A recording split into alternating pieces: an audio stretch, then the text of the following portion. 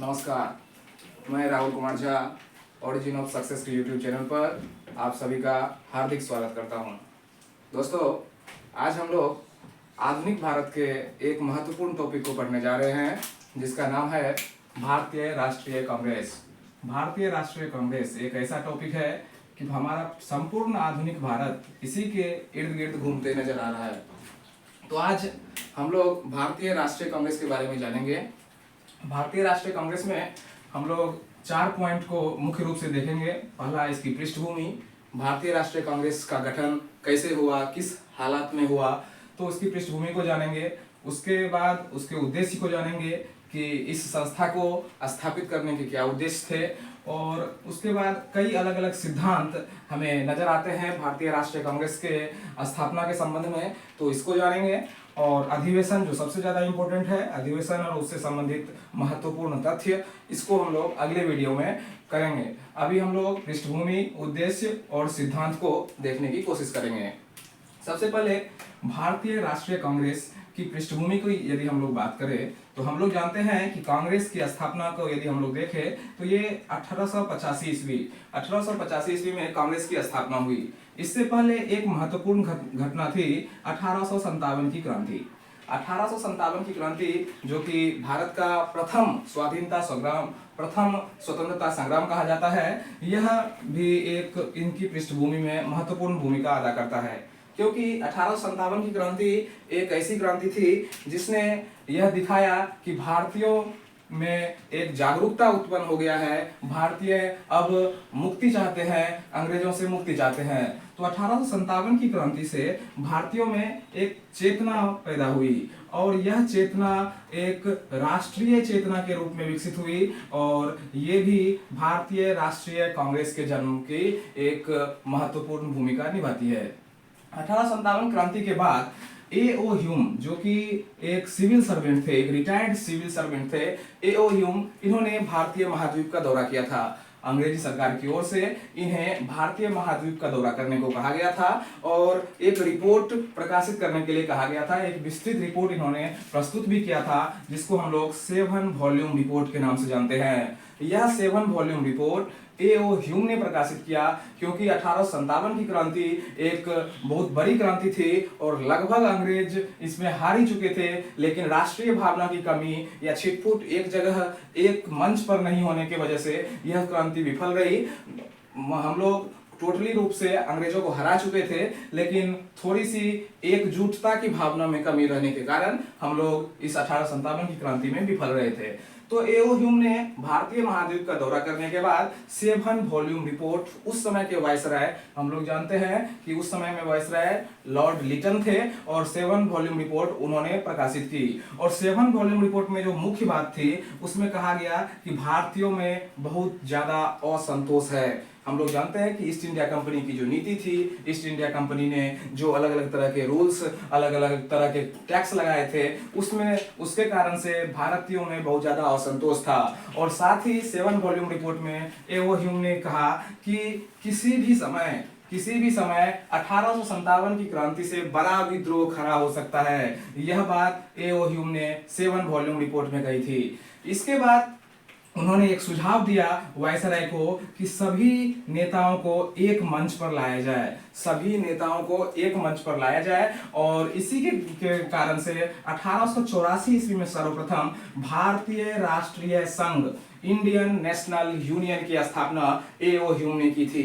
एक Indian national union नाम से एक संगठन की स्थापना की और पूना में इसकी बैठक की। पूना में बैठक में सभी भारतीय नेताओं को बुलाया गया। चूंकि सभी भारतीय नेता, अलग अलग क्षेत्र के भारतीय नेता अलग अलग क्षेत्र में राष्ट्रवाद को बढ़ावा दे रहे थे, राष्ट्रीय एकता को बढ़ावा देने में लगे हुए थे। तो इन्होंने सोचा कि यदि सभी नेता एक मंच पर आ जाएंगे, एक जगह पर आ जाएंगे, तो हमें उनकी सोच को पकड़ने में आसानी होगी, हम उसकी सोच को जान सकेंगे, और देश के अलग अलग भागों में जो राष्ट्रवाद की भावना जगा रहे हैं, उसको कम करने में हमें सफलता मिलेगी। इसी वजह से भारतीय राष्ट्रीय संघ की स्थापना हुई, और भारतीय राष्ट्रीय संघ की स्थापना के बाद पूना में बैठक में सभी भारतीय नेताओं को A.O. ह्यूम ने बुलाया, और उसके बाद बुला करके उन्होंने कहा कि 1885 ईस्वी में पुनः हम लोग पूना में बैठक करेंगे और इस बैठक में सभी भारतीय नेताओं को बोला गया कि आप अपने अपने क्षेत्र में जाइए, अपने अपने क्षेत्र का दौरा कीजिए और वहां पर जो समस्या है वो समस्या को लेकर के आप 1885 ईस्वी में पुनः मिलिए, पुनः पूना में मिलिए। लेकिन उसके बाद हम लोग जानते हैं कि पूना में 1885 ईस्वी में प्लेग फैल गया था और प्लेग महामारी के कारण यह बैठक पूना से स्थानांतरित करके बम्बई में हुई और इसी को हम लोग जानते हैं कि भारतीय राष्ट्रीय कांग्रेस की पहली बैठक जो है वो कहाँ हुई थी, बम्बई में हुई थी। लेकिन वो बात की बात है। तो 1885 ईस्वी में उन्हें सभी भारतीय नेताओं को समस्या लाने के लिए कहा गया और इस वजह से हुआ क्या कि सभी जितने भी नेता थे जो राष्ट्रवाद की भावना को जगा रहे थे वो अपने अपने क्षेत्र में समस्या खोजने में ही व्यस्त हो गए कि हमारे क्षेत्र में क्या समस्याएं हैं और ये खोजने में व्यस्त हो गए और इस वजह से वो राष्ट्रवाद की जो भावना थी, जो राष्ट्रवाद की भावना को वो अलग अलग क्षेत्र में अलग अलग नेता बढ़ा रहे थे, इसमें कमी आ गई और इसके कारण से ईस्ट इंडिया कंपनी के विरोध होने वाले प्रबल विद्रोह से बचा जा सका और लगभग यही उद्देश्य था इस भारतीय राष्ट्रीय संघ बनाने का, क्योंकि इन्होंने ए.ओ. ह्यूम ने भारत में 7 वॉल्यूम रिपोर्ट के जरिए भारतीय में असंतोष के बारे में बताया था और उन्होंने कहा था कि सभी को एक जगह पे लाया जाए और सभी को एक जगह लाने से वो समस्या खोजने में व्यस्त हो जाएंगे और ईस्ट इंडिया कंपनी के विरुद्ध होने वाले जो विद्रोह है उससे बचा जा सकेगा। क्योंकि इस वॉल्यूम रिपोर्ट में ये बात भी उन्होंने क्लियर किया था कि किसी भी समय 1857 की क्रांति से बड़ा विद्रोह हो सकता है।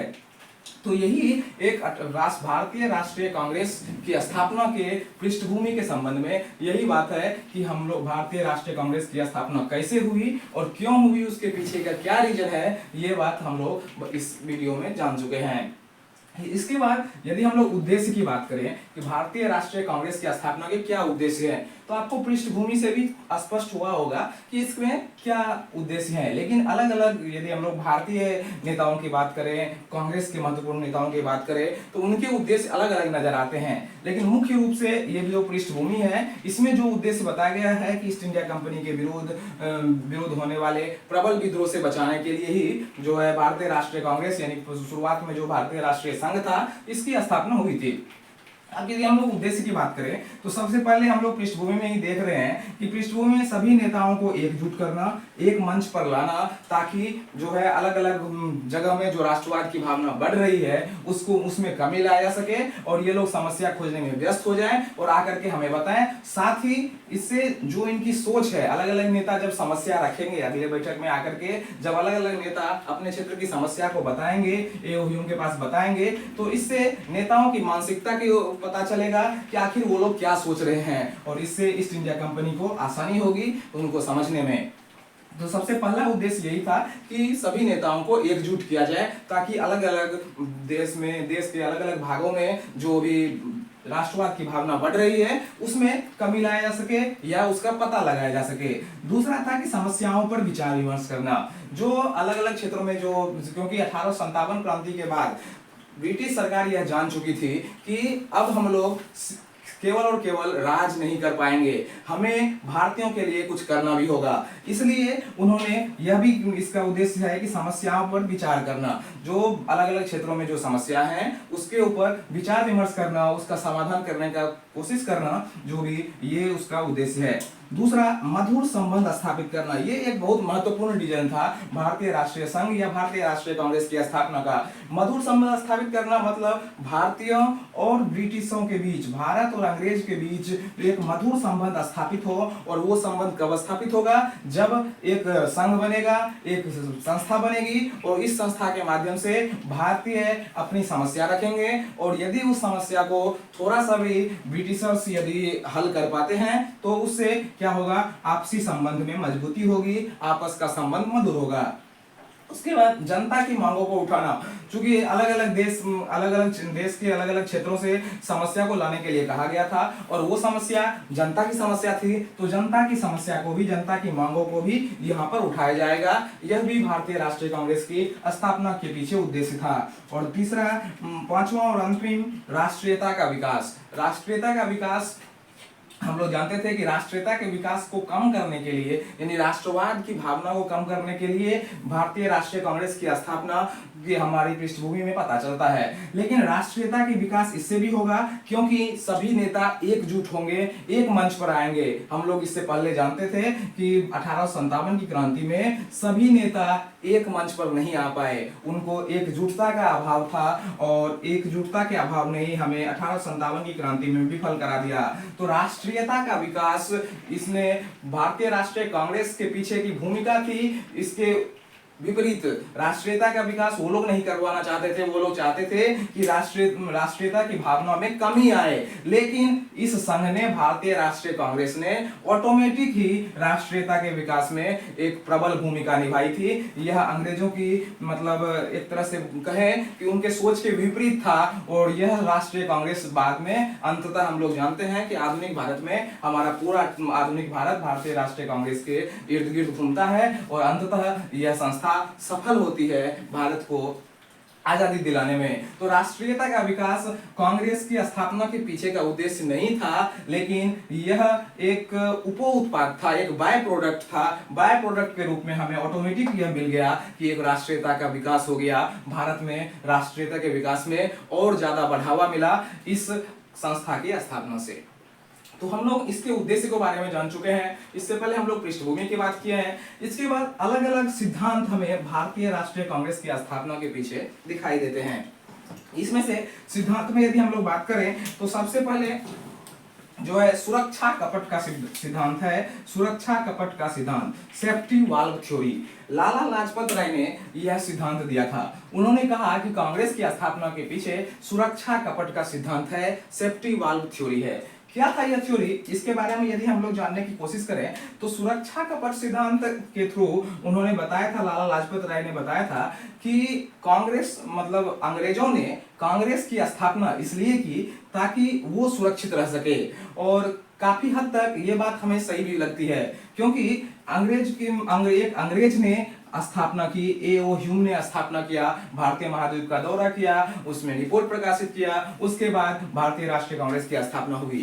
तो अंग्रेजों ने भारतीय राष्ट्रीय कांग्रेस की स्थापना एओ ह्यूम को करने की अनुमति इसलिए दी क्योंकि भारत में जो भारतीय नेताओं की सोच है, जो भारतीय नेता सोच रहे हैं, आगे जो विद्रोह करने वाले हैं, उसके बारे में जानकारी लग सके और सुरक्षा उसके साथ यदि जानकारी लग जाएगी तो उसके हिसाब से अंग्रेज अपना प्रिकॉशन लेंगे। तो इसलिए सुरक्षा कपट सिद्धांत में यही कहा गया लाला लाजपत राय के द्वारा कि ये अंग्रेजों की मानसिकता थी कि एक राष्ट्रीय संघ बनाया जाए और उसके थ्रू होने वाले विद्रोह से बचा जा सके, होने वाले विद्रोह का पहले पता लगाया जा सके और उस पता यदि लग जाएगा तो उसके बाद उसके अगेंस्ट में काम कर लिया जा सके। यही सुरक्षा कपट सिद्धांत में लाला लाजपत राय ने बताया था। दूसरा जो महत्वपूर्ण सिद्धांत है वो है त्वरित चालक सिद्धांत, lightning conductor theory. Gopal Krishna Gokhale जो कांग्रेस के नरम दल के एक महत्वपूर्ण नेता रहे हैं, उन्होंने त्वरित चालक सिद्धांत किया था और यह त्वरित चालक सिद्धांत जो सुरक्षा कपट सिद्धांत के अगेंस्ट में है।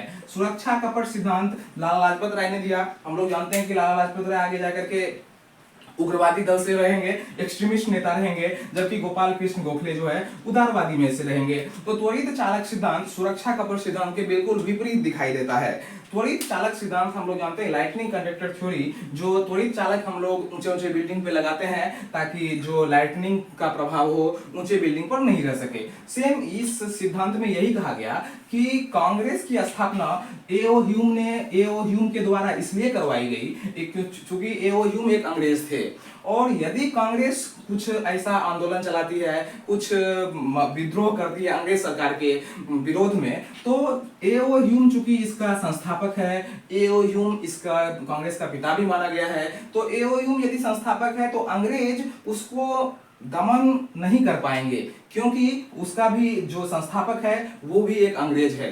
तो त्वरित चालक सिद्धांत में यही कहा गया कि हम लोगों ने भारतीय राष्ट्रीय कांग्रेस की स्थापना, भारतीय राष्ट्रीय कांग्रेस का पिता एओ ह्यूम को इसलिए माना है क्योंकि एओ ह्यूम एक अंग्रेज है और यदि कांग्रेस को दमन के रूप में दबाया जाएगा, कांग्रेस पर दमनात्मक कार्रवाई की जाएगी, तो अंग्रेज एओ ह्यूम भी अंग्रेज है, इसलिए एओ ह्यूम के अंग्रेज होने के कारण से अंग्रेज जो है इसके विरुद्ध में, कांग्रेस के विरोध में दमनात्मक रुख नहीं अपनाएगी। और यही बात बताया गया त्वरित चालक सिद्धांत में, जो कि गोपाल कृष्ण गोखले के द्वारा बताया गया था।